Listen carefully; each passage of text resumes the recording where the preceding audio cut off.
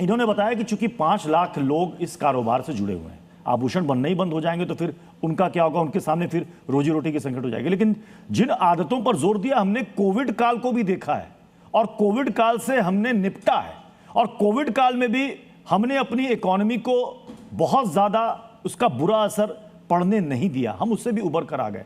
तो क्या अगर कुछ दिन के लिए हम थोड़ी सी अपनी आदतें बदलें तो क्या ये संकट टल नहीं जाएगा? देखिए, बिल्कुल। सबसे पहले तो मैं ये सभी दर्शकों को ये बताना चाहूँगी कि प्रधानमंत्री नरेंद्र मोदी जी ने जो अपील की है उसका मकसद पहली बात तो कि दुनिया को डराना नहीं है, देश को डराना नहीं है। देखिए, बल्कि भारत को वो चाहते हैं कि आने वाले संकट के लिए तैयार किया जाए, क्योंकि देखिए संकट तो हम सब देख रहे हैं और वर्ल्ड वाइड हम देख रहे हैं कि ये स्थिति बन रही है। और प्रधानमंत्री नरेंद्र मोदी ये चाहते हैं कि अगर ये संकट गहराता है तो उसके ऊपर भारत पर इम्पैक्ट जो है वो कम से कम हो, उसको बचाने के लिए ये है। क्योंकि आप देखिए हमारा रुपया लगातार गिर रहा है, तो रुपए को भी बचाना है, ये भी एक बहुत बड़ी चुनौती है। और जो चीजें हम इंपोर्ट करते हैं, हमारा जो डेफिसिट है उसको कंट्रोल करना है, तो उसके लिए ये सब कहा गया है। और डेफिनेटली इसके ऊपर देखिए, जैसे कि विपुल जी ने कहा कि इम्पैक्ट आएगा इंडस्ट्री के ऊपर, नो डाउट। अगर प्रधानमंत्री जी ये अपील कर रहे हैं तो डेफिनेटली थोड़ा बहुत डिमांड पे इम्पैक्ट आ सकता है फिजिकल में। लेकिन इसके अलाइड आप देखिए, लोग ईटीएफ की तरफ मूव कर सकते हैं। अगर आपको बाइंग करना है तो आप ईटीएफ की तरफ शिफ्ट हो सकते हैं। और दूसरी एक और चीज बड़ी बात है कि हम सबसे बड़े गोल्ड इंपोर्टर हैं, तो उस केस में क्या है कि हमारे यहाँ से ज्वेलरी और जेम्स का बड़ा अच्छा एक्सपोर्ट का डिमांड है। मिडिल ईस्ट कंट्रीज में बहुत अच्छी इसकी डिमांड है।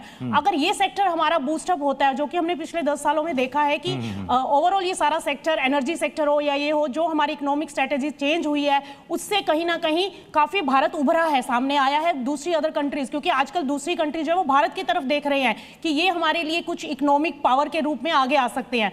तो जो रुपए को हमने संभालना है, और जो हम ज्वेलरी की बात कर रहे हैं, अगर यहाँ से एक्सपोर्ट डिमांड बढ़ती है तो यहाँ पर भी आप देखिए रोजगार के अवसर बढ़ेंगे। क्योंकि हम क्या चाहते हैं कि हम रॉ इंपोर्ट करें और उसके बाद हम उससे फायदे में हम रहें। हाँ, उससे क्या है कि हमारा जो डॉलर के ऊपर जो डिपेंडेंसी है, जो जितना हम डॉलर खर्च करेंगे उतना हम कमा भी लेंगे, उससे ज्यादा ये इनफेक्ट कमाएंगे। तो वो बैलेंस बनाने की कोशिश की जा रही है। आशुतोष जी, 40 देशों ने तो काफी पहले से वहां पर मतलब ईंधन बचत, rationing, car pulling, 4 working days, 3 working days ये शुरू कर दिया है।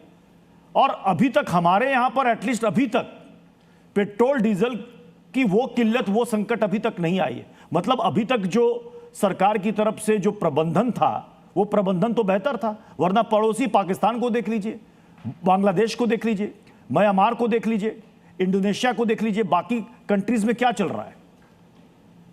देखिए, कहीं ना कहीं अब ये थोड़ा, मैं कोई पॉलिटिकल आदमी तो हूँ नहीं, बट इसका राजनीति से जरूर संबंध रहा है कि अगर इलेक्शन नहीं हुए तो क्या ये एक्शन पहले हो गया होता, शायद हाँ।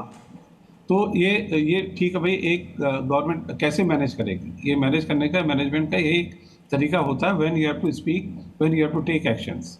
तो आज जो अपील की गई है, ये सही में जैसा रूपा जी ने बताया, ये एक हम लोगों के दिमागों को ट्रेन करने के लिए की गई है कि भैया अब संकट आने की संभावना है, इसलिए सावधान। जैसे आपको खतरा आता है ना, तूफान आता है तो तूफान में जो किनारे के घर होते हैं उनको खाली करा दिया जाता है। ये इसी तरह से है कि अगर ये सब चीज़ें चलती रहे, और ये वास्तव में जैसा मैं कल भी बोल रहा था, ये 1-2 साल के पहले ठीक होने वाला मसला नहीं है। सो देयरफॉर ये बहुत अच्छी एक अपील है, और इसको हम बोलते हैं सोच बदलो, आदत बदलो, अपने आप को बदलो। हर आदमी को अपनी ओर से क्या वो कंट्रीब्यूशन कर सकता है, वो कंट्रीब्यूशन इसको करना चाहिए, आज ही करना चाहिए। लेट आए कोई बात नहीं, लेकिन समय पे आ गए, समय पे आ गए तो हमको एक एक्शन ऐसा लेना चाहिए कि हर आदमी जहाँ जिससे संभव हो सके। और दूसरा, ये कोई डिक्टेट नहीं है, ये एक सजेशन है, तो सजेशन को सजेशन के रूप में ही हम लोग लें और उसको इस्तेमाल करें। जी,